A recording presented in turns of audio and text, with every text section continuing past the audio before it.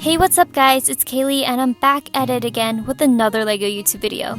This week I have a super duper special video for you all, and it's actually the first video of my behind the design series that I have been planning for quite a while now. I really enjoy creating LEGO MOCs, and one major step for creating is planning and designing the structure. Something I learned from school when writing English papers is the more time you spend laying down the foundations of the paper by gathering, drafting, and creating ideas, when it comes to writing the actual paper, it'll be fast and easy. I find that this is the same concept when building with LEGO. When I have a plan in mind, it is so much easier to create. I'm a very extra person, so the way I plan my builds may be way more complex than most people, but planning the design is definitely one of my favorite parts of the building process, and I wanted to give you guys tips and tricks for that. Because it's probably boring to just listen to me talk and talk, I will also be showing you tutorials of how to build some of the furniture that I used in the specific MOC that I will be referencing in my video. This week I will be explaining the mid-century modern MOC that I made. If you guys haven't watched that video yet, go ahead and check it out. I really enjoyed making that MOC, and I think there's a lot of cool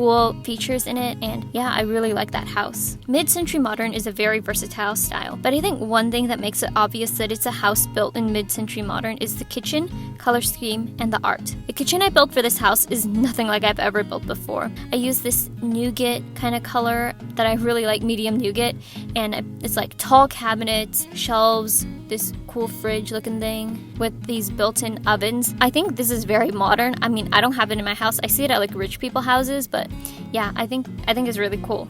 So yeah, I went off this reference photo. Reference photos are really useful when you're building MOCs. It gives you something to visually go off of. Now, you don't have to build exactly what you see in the reference photo, but the point of it is to give you some sort of inspiration to build. Reference photos are especially useful for recreations of TV shows and movies. So if you guys have seen like my Harry Potter MOCs or any of those, I used reference photos and I took a ton of them. For my John B. house MOC, I took like a million screenshots from Netflix as my reference photos. Here are a couple other reference photos I used for this particular MOC. It's mainly about the living room and about the style of the house structure itself. Also, some of the artwork that I used. Because LEGO furniture tends to be bulky and blocky, I had to come up with new designs using different pieces. And I think I came up with quite a few clever designs, and I made sure to stick to the color palette I chose. One major thing that I did for this MOC was I used pillows that were also the color, so then I can put it on the furniture, even though the furniture was just one color, so it ties all the other colors back. And then this table, I really like this table with a little plant. I'm like obsessed with plants, so yeah, I really enjoy putting little plants into my builds. Okay, one thing that a couple of people asked me about was the art that I used in this MOC. Creating this art was easier than it seems, and it does not damage your LEGO bricks. What I did was I got a piece of printer paper and I measured out the size of the tile that I wanted to use, which was a 2x4. You will need a tile for this. I wanted to use this design that I found off the internet, so I drew it out on the paper. Really simple. I'm not an artist, but it was a really basic design. I cut it out, then I used this tacky glue that I got from Michael's, and I glued it onto the LEGO piece.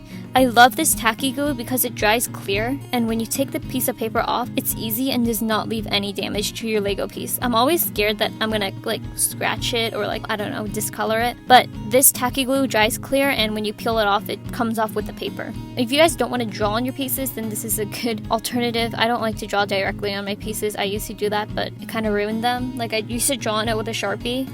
Yeah, not that great of an idea. This video is nothing like I've ever made before, so I hope you guys like it and are inspired to build more. I'll see you guys next time, and until then, make sure you like, comment, and subscribe. Bye!